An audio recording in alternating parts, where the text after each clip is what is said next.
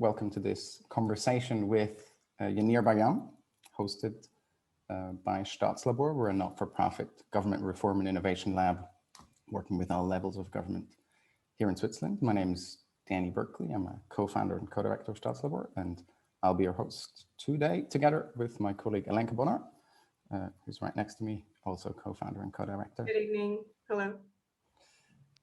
The purpose of this session here today is we hope to enrich the policymaking debate in Switzerland with new and potentially unconventional ideas. And Yaneer, we're really delighted and grateful that you've agreed to spend this hour with us and speak to the question of how complexity science can help us, can help governments understand pandemics and other wicked policy problems. Yaneer, you're a physicist and a complex system scientist. You're also the founding president of the New England Complex Systems Institute, which is an independent research institution based on the East Coast. In the US, you've also been an advisor to numerous government entities, including the Pentagon, the National Security Council, the CDC, the Centers for Disease Control and Prevention, and many more. And maybe most importantly for our conversation here are two things. First, you've worked on the Ebola outbreak quite intensely, and you've worked on pandemics before. And you've also first warned publicly of the dangers of COVID-19 on January 26th, 2020, which now feels like an eternity ago, right, and which was well before most of us and well before most governments, frankly, had fully realized what was coming our way. And since then, you've been one of the most consistently prescient observers and commentators. And almost anything that you say now has become accepted as common sense. And almost all of these things were controversial at the time. I'm thinking of things like mask wearing, travel bans, the role of aerosols, and so on and so forth. You, for the most part, got there first. So we kind of got to ask, how is it that Yaneer has been so consistently right in this pandemic? How is it that you've been so consistently on the money, so to speak? And the answer, I'd be keen to hear what your answer is, but the answer lies, I believe, in large part in your background in complex system science, which is a rather uniquely powerful way of thinking about pandemics and other complex public policy problems. So we'll hear an introduction from you, Yaneer, for about 15, 20 minutes. Alenka and I then have a couple of questions prepared, and then we'll open it up for questions from the floor. Now, with all of that out of the way, we're delighted that you all are here. A warm welcome again. Thank you so much, Yaneer, for being here. And the floor is yours. Thank you. And thank you for inviting me. And I want to start by imagining that you go out to your car, and nowadays that may take some time if there are restrictions on travel. But let's say you go out to your car and somehow you have amnesia and your brain is fine, but you don't remember what driving is about. The question is, what would you do in order to figure out what to do? And the answer is, it's kind of hard, right? Maybe you would look around and you'd see things. You might try to pull on the hood or pull on the doors. Maybe you get a door open, but you probably might end up in the back seat, just like you might end up in the front seat. The purpose of complexity science, as I understand it, is to figure out what are the control variables in a problem. So if you knew that the steering wheel and the brakes and the gas and the gear shift were the things that you need to control in order to control the car, you would know how to drive a car, roughly. You would have to maybe experiment a little bit. You would have to, think about it, maybe do some modeling, but basically you could figure it out. But if you didn't know that those were the things you had to control, it would be very hard to figure out what it meant to drive a car. And so complex systems is the science that takes us beyond the mathematics of calculus and statistics. And so the point of the fundamentals of the science is that physicists figured out that calculus and statistics didn't describe the real world because they got the wrong answers. When they talked about a system and they did a calculation, they just got the wrong answer. And so they had to invent a new math. And if you want to look at some of this history, there's a paper called Why Complexity is Different that you can read that I wrote a number of years ago. It introduces these ideas, but the basic challenge in dealing with complex systems is that there are all of these variables that the system depends on. And if you don't know which one or ones to think about, there then are two choices. Either you pick one, like the average height or the average wealth or something like that, and you use that as your variables, or you try to map out all of the variables in the system, and there are parameterized problems with 50,000 or 100,000 variables, and therein lies madness, of course, because you can never write down all the variables. So the trick or the fundamental methodology that I use in complexity science is a methodology called renormalization group that dates back to 1970 in studying phase transitions like boiling water, which enables you to figure out which variables are actually the important variables.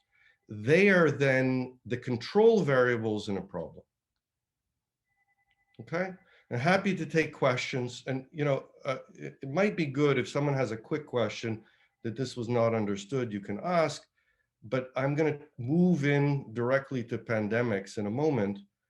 So if you have a question about this, either write it down so I can answer it later, or you can chime in. In any case, I've been studying many different problems using this method. And the reason is that, well, if statistics doesn't describe the world because it doesn't describe dependencies that exist in the world, then there are a lot of problems that you can make progress on by thinking about the mathematics that will help us understand those problems. And one of those problems started when I was studying the evolution of pathogens and their interactions with hosts. And what we did is we studied how long-range transportation, like adding flights from Zurich to Bogota or something, or to Tokyo, to think about what the effect of such long-range transportation is on the dynamics of pathogens. And there's an obvious statement that you can make, which is that pathogens will travel faster, but it turns out that there's something fundamentally different that you can say, which is that there is a phase transition from a condition of local outbreaks and extinctions to global extinction at a fairly small amount of transportation. Now, this is a paper, I wrote this in a paper in 2006. And in that paper, we warned specifically about Ebola and SARS-like diseases. And the reason, of course, is that if these diseases escaped local conditions, they would become global threats. And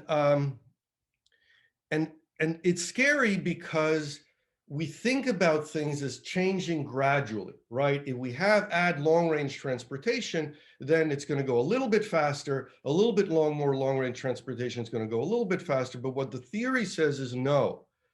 You can be in a stable circumstance and add a little bit of long-range transportation, and all of a sudden you're in an unstable regime to global extinction. That's scary. Now, I made a presentation on this because I was trying to get people to take this seriously, and honestly, it wasn't easy.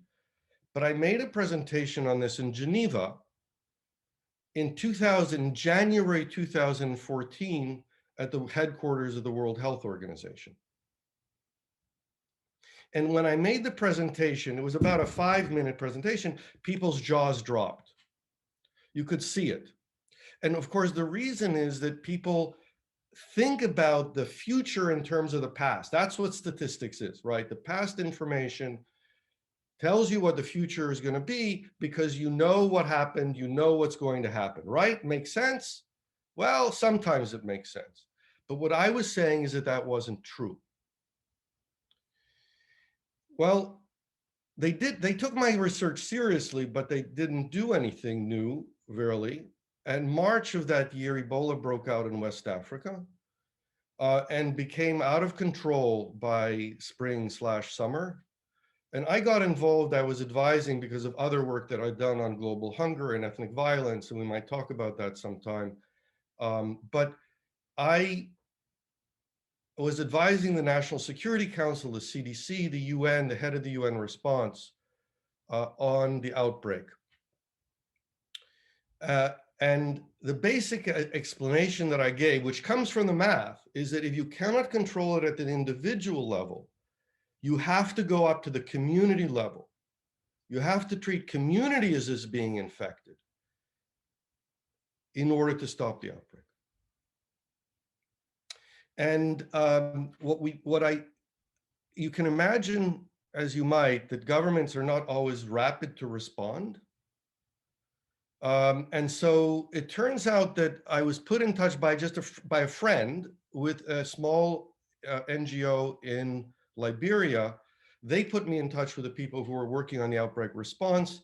Second week in October, I spoke with them and I said, you know, how are you doing? And so on. And I said, well, what about trying this? And they said, oh yeah, we started doing that 3 weeks ago.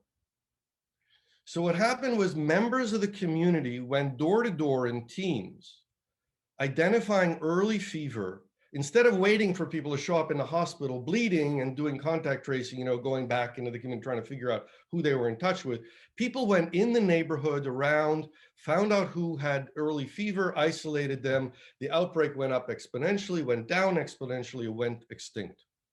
Now, I have to tell you that my colleagues that I was talking with, who were the people who have been studying outbreaks for a while, what they told me was that it was going to go to burnout. That term was for what we call now herd immunity. But that meant basically 50% or 10 million people would have died in West Africa. And that's if it would have stayed there. It turns out that we stopped it at 11,310 deaths in the 3 countries that it affected in West Africa, and maybe a couple in other places. And the reason that it happened is because people changed behavior. And that was the thing that everyone was telling me was impossible. And that's been one of the things that we've been hearing during this outbreak. So I worked on I worked on the effort in West Africa. They did it, I didn't. I just, basically explained to everybody else what they did. And then I worked on outbreaks in the Congo, leading up to starting working on this on January 26th, as Danny mentioned. So where are we? Let's talk about the relevant variables, the things that control outbreaks. There are 2 things that people don't think about that are super important, right? These are the steering wheel and the gear shift. The brakes and the gas, we know that's R. R is greater than 1, it goes up, R is less than 1. That's the control variable everyone knows.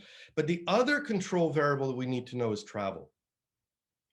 Limiting travel is an essential variable. If you don't have travel, you don't have a pandemic. If you do have travel, control of travel is a control parameter. It enables you to regulate the inter-community transmission. And if you can control inter-community transmission, you have a tremendous ability to control an outbreak. The second thing, and I want to show you, maybe I'll show you a picture of this. The second thing is 0. The way to say it mathematically is the discreteness of the number of cases. If you're at 0, it's a very different number because R doesn't matter. right? Because if you have 0, then no matter what R is, it's still 0. But if you have anything other than 0, it will always follow R, i.e. increase exponentially if it's greater than 1. And that's the most important two things that we need to know. And if you know that, then what you end up with is a very clear strategy. And there is only this strategy. We call it the green zone strategy. The green zone strategy says you limit travel as much as possible, you suppress the outbreak locally, and you open up zones at 0. That way you can rapidly open up zones and rapidly expand them. And we have experience with this disease that it works. In fact, the only real condition to use this is that you can get exponential decline.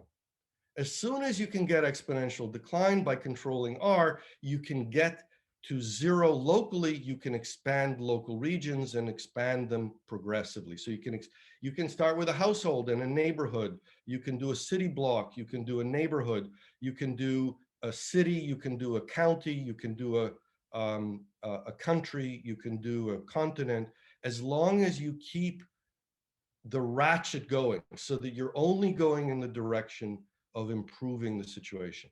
And we have papers about this I can give you to read, but let me show you a couple of pictures, because we know this has worked and has worked well in multiple countries, including originally in China, but of course in Australia, New Zealand, in Singapore, in Thailand, in Taiwan. It's all about regulating travel, whether it's within the country or between countries. And let me just say in advance of talking about Switzerland, that Switzerland is ideal for this. You couldn't have a country that's better suited, that's a land-based country, because the geography and the culture and the society is all oriented around mountain divisions, lakes, and cantons. And there's all of this history about the differences. I mean, I've studied this in Switzerland quite a bit because of other work on the subdivisions and the natural behavior of Switzerland. Let me just show you a couple of pictures for right now. So can you see this? Yeah. So this is China's outbreak. And remember, they had no information when they started, but they still did an incredible job. Here are provinces in this case, right? Provinces across the right. And I can make this bigger, but you get the picture, right? This was the epicenter in Wuhan. This is Hubei province. And the colors are showing number ranges, which you can figure out visually. If you want to look at details, I can show you this. This is a long time picture. It goes from January to the middle of March. So what we see is that there was the outbreak here. It went up to a few thousand, like 3,000 in the center. And then there are other provinces, and it expanded outward. Then there's the lockdown that happened here. The continued dynamics up is the fact that you don't see all the cases, right? The cases are not known because people have been infected. But then once you stopped it, then you end up with it going up and going down and then going away. And here it's at 0 in almost all of China, with the exception of this. So this is a 5-week period, and this is the classic amount of time it takes. It takes 5 to 7 weeks. And the reason it takes 5 to 7 weeks is because of the incubation period. It takes 2.5 incubation periods in order to stop an outbreak if you do it well. And if there's a lot of cases, it takes a little bit longer. There's a logarithmic, a weak dependence on number of cases, but it's not that strong. And after 7 weeks, and even before, almost all, even in Wuhan, things are safe. And the reason that they're safe is that almost all the cases after 6 weeks are already isolated, right? They're in quarantine because you've identified cases, you've taken the close contacts, you've put them into quarantine. So the new cases that show up are actually people that are already quarantined. We can now look at other countries. Here, I can go down here. This is Switzerland. And in Switzerland, you see, again, this is the first, what people call the first wave, but it's really the first, allowing the disease to come in. The disease didn't have to come in altogether if we'd done travel restrictions at the beginning. That's why I wrote my paper in January, to try to get everyone to do that. But given that people didn't, right, it grew. Then there was a lockdown. The lockdown was successful. There's this geographic contraction. There's this residual cases, which could be for a number of reasons, either travel or not quarantining away from home or other kinds of things. So that is something that's a detail that should be understood. And then, of course, the restrictions were relaxed. People were then allowed to go back. Again, it's not zero. If it's not zero, it'll grow. If you don't have travel restrictions protecting green zones, then it grows back. And that's what we've seen all over the world. I just want to show you. So this is Italy. Italy, of course, had this outbreak. They had a really, really slow decline. And the reasons that R was so close to 1, it was like 0.98 and had 4 months of decline before they opened up. This is a huge amount of time. Probably has to do with insufficient travel restrictions and insufficient quarantine away from home, right? Because if you allow people to infect each other at home, it really causes a lot of problems. But I want to show you this. This is Russia. Russia is the longest country in the world. Look at this. The whole Siberian railroad length gets infected because they never effectively apply travel restrictions. Absolutely astounding. And totally, totally different from what happened in China. Right? So you could call this fail. All right. So now let's go back and talk about sort of the basic strategy and where we are. I have a few more comments that may be helpful. So recently we had a presentation. I really recommend you listen to it. Anybody who can find that. Oh, the graphs, I think they're on our website. If you ask me, I will tell you. We have a couple of websites. There's necsi.edu is my home website. That's NECSI. A month after my original paper at the end of February, we started the organization endcoronavirus.org, which is a volunteer organization to stop the outbreak. And now we have I'm participating in other groups. Recently, there's particularly a lot of action in Germany. There's a group of scientists in Germany that have put out a strategy. It's gotten in all the newspapers. If you haven't read it, you don't just look at almost any newspaper, I guess, in the last couple of weeks or week and a half or something. There is interaction with the government there, and hopefully the green zone strategy will be adopted. There's also been progress in Ireland in terms of adoption and a lot of discussion there. Hopefully that will happen too. And of course, more generally in other countries, there's movement, particularly in view of the new variants, right? The new variants basically make it so unreasonable not to control the outbreak. The first one, as far as I'm concerned, was unreasonable, but of course now it's a lot worse. And not only that, of course, the variants are getting worse and will get worse. It's very counter, by the way. This fact that they get worse is counter to thinking. In the regime where you have local outbreaks, the outbreaks are self-regulating, so that they get pathogens get less bad. And that's what people learn in school.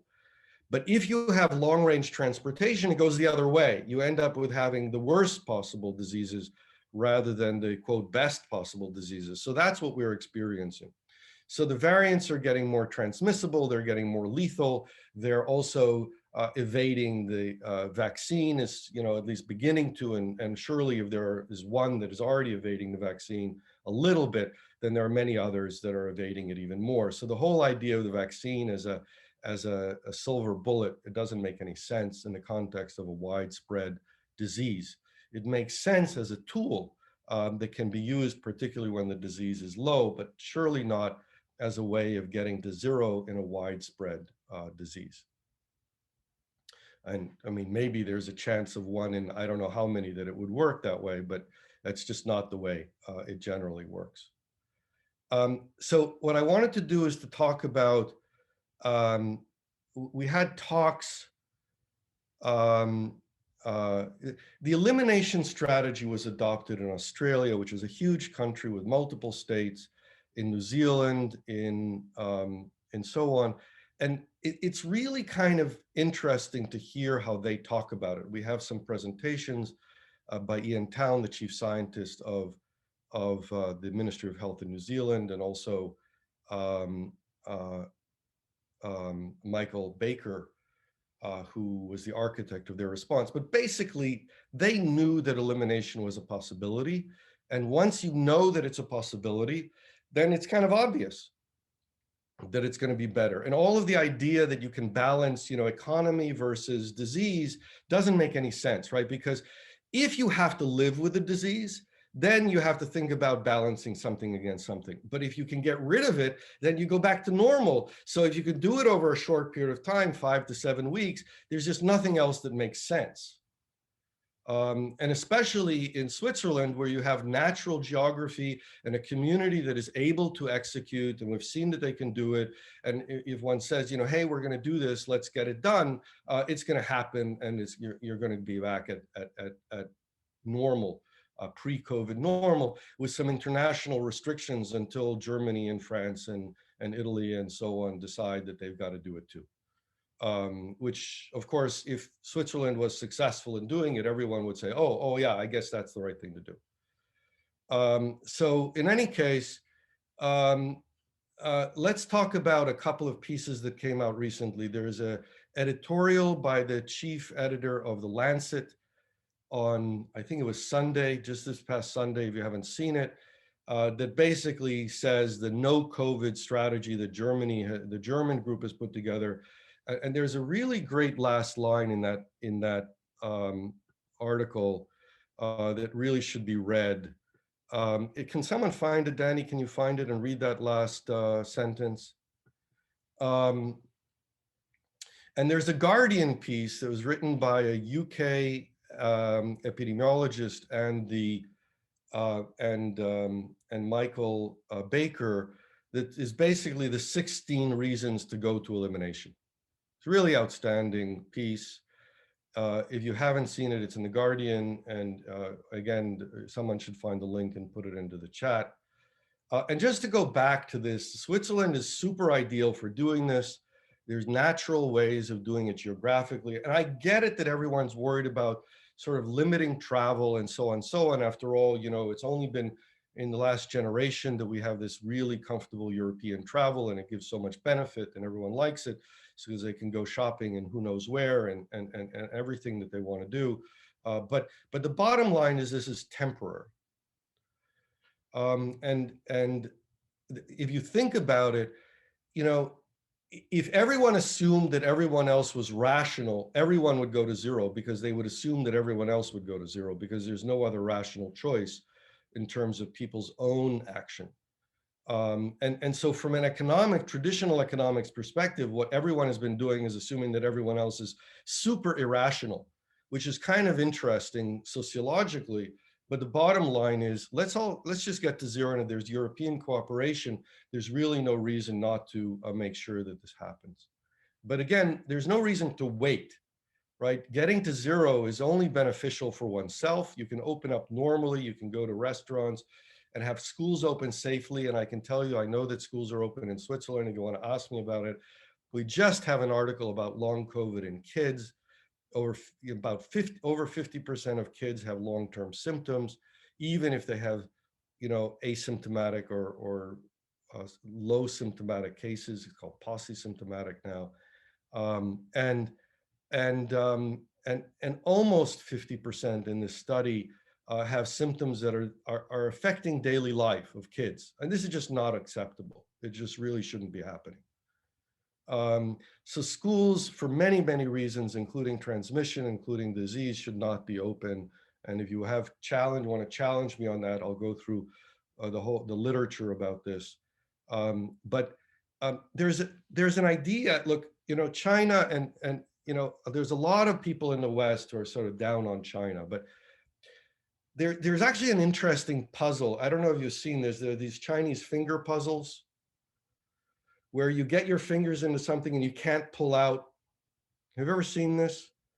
But the way to get out of this is to go in the opposite direction, right? You have to push in and then hold it in order to get out. And then it's no problem, right? It's really easy once you know the trick. So the trick in the context of the coronavirus and other pandemics is, instead of opening up to normal, going in the direction you want to go in, you go in the other direction, which means you lock down, you shut everything down, but you do it all the way. You do it the right way. And if you do it the right way, it takes 5 to 7 weeks. In Switzerland, you know, the smaller the zones you can carve out, the easier it is to do, the easier it is to get to zero in most of the country, the least economic impact it has. And then you can open up normally, and you open up progressively in zones. And again, it doesn't take a lot of time to get to the whole country. And now we have tricks, right? We can do mass testing in areas where we still have a lot of cases. We know, I mean, India has dealt with, you know, the biggest slum in the, whatever, Asia or the world. It's 1 million people in a square, you know, 1.5 km area. And they know how to do it. Believe me, Switzerland can cope with a problem and get, you know, get the cases down and get to zero. Okay. So we can talk about all of the details, but why don't we go to questions? By the way, just to make one more statement. So time is critical. And if anybody understands how to optimize time, it would be Switzerland. And the second thing is that essential travel is okay. We're not talking about hermetically sealing borders. I mean, it's a control variable. So what you want to do is to get it down to as low as is possible, where possible includes, you know, allowing for essential traveler. You can use permits. You can have buffer zones if there are areas that are still at risk, and so you can open them. There's a whole, you know, song and dance and details about how to do this right, and we can talk about it. But the basic idea is go for elimination. It works. It's been done in many places. There's no reason it cannot be done in Switzerland. And then, you know, whether the neighbors come first, if Germany does it first, or if you do it first, it doesn't really matter. Eventually, it'll be clear that this is the right thing to do, and everyone will do it. All right? That's my presentation. Thank you. Thank you, Yaneer, for this. I'd like to start with one question which goes to the specificity of Switzerland, which, and this is rare, you know quite well, which is the cantonal system, which in many ways is very similar to the US system, except everything compressed into a tiny space and much, much smaller, with roughly 8 million inhabitants. And naively, one would have thought that a really distributed decision-making system would be ideal for this kind of problem. And yet what we've seen is the opposite, which is power gets devolved to the cantonal level, or that's where it sits constitutionally to begin with. And then instead of effective action and some sort of green zone model as you're describing it, what we're seeing is some kind of race to the bottom where everyone tries to keep as many things open as much as possible. Right, which doesn't work, yeah. So the answer to that is that there are some things that are better to be handled at the national level, but the main thing is actually just information. If localities knew that by going to zero, they would have normal existence, they would do it. There was a town, Vo, I guess, in Italy, that decided to get out of the outbreak in the beginning. I was one of the first places that were infected in Italy, and they just stopped the outbreak and they didn't have the disease, right? So there is this choice, and obviously if people have examples, you know, some place did it and was, you know, partying like New Zealand and Australia are now, right? And so on, then other people would be likely to copy. But so the main problem is a communication one. The role, so the way to think about it is that the action actually happens in the community, right? Remember that that's what we talked about in Ebola and so on. And we know that with this outbreak, almost everything that has to be done is the responsibility of citizens, people who live in the community. And the role of government is actually mostly communication. And in India, I mean, India is a huge country, right, with 1 billion people, over 1 billion people. And one of the things that has enabled them to be successful is apparently they have very good communication. Again, I'm talking with people there who are involved in the response and studying the response. And there's been apparently quite good communication and quite good public adherence. So the problem is not sort of the regulation and the action itself, but the clarity of communication about what the goal is. And, setting up at the national level and saying, look, we can get to zero. Let's do this. This is what it's about. There are these few steps that need to be done: protecting people from transmission, doing safe essential services, identifying cases early and isolating and quarantining. I mean, we've been talking about this for months, right? If we do all those things right, we can get to zero in a few weeks. Let's do it. And by the way, the places that get to zero can open up normally and safely. We'll restrict travel between them so that others can get to normal. There's going to be a race in the other direction. There's going to be a race to zero because everyone is going to want to get there first. Mm-hmm. Now, Switzerland is not an island. I think we admire countries. We look at New Zealand and think, wow, this is fantastic. But we know that we aren't an island. We're around 8 million people, and we have 300,000 people who are commuting every day. A lot of them are actually staff working in our hospitals or in elderly homes. What do we do about this? We can't just... Yeah, so, this is not a new problem. Right. We talk about it as islands, but Australia is an island. They're, look at them compared to all of Europe. There are 8 states, and they had travel restrictions within a city, right, within Melbourne, in order to prevent cases from transmitting from the core of the city out into the suburbs. And New Zealand had travel restrictions within Auckland, right, between neighborhoods. Everyone somehow has this idea also that they're so far away, but their tourism is like the UK, right? So it's, I haven't looked at the tourism of Switzerland compared to it, but they have a lot of tourism there. And in terms of essential workers, again, you deal with this in the normal way. You set up a permit system, you tell them what the precautions are. It works. It's worked in multiple places. It's really not an issue. Luxembourg did it well, right? They, early in the first outbreak, they had travel restrictions that all of the workers could come in, the workers who had to work, and they gave them permits from 3 different countries, and Switzerland could do the same. Also within Switzerland, you can do the same. It's not again, this is not rocket science. It's also not the point is that this is not a fine machinery. Don't think about this like a watch where you have to get everything exactly right. This is a real world social system kind of thing. It's a public health intervention. It's messy. You don't have to have 100% compliance. You don't have to have all the borders exactly shut. The door doesn't have to close exactly right, and whatever. Doesn't have to be exact. What you have to do is realize that you have to switch regime. There's a regime of living with it that fails, and there's a regime of elimination which succeeds. And all you have to do is to be in the right regime. And there's a lot of flexibility if you do this thing well, and if you do that thing well, or if you do something else a little bit less well. It doesn't matter. It's just going in the right directions. Remember, Vietnam did it. And, and all you really have to do is have exponential decline with a little bit of travel restrictions, and you can get there. But, and just because this point, it's also been made in the chat already, what you're advocating for is tough. Because as you are saying, it needs to go the other way.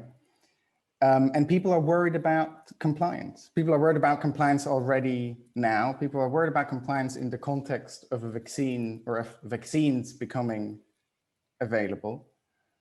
And arguably, the only thing that would be worse than this neither here nor there situation that we're in would be a situation where we lose people and more stringent measures are not being accepted anymore as legitimate.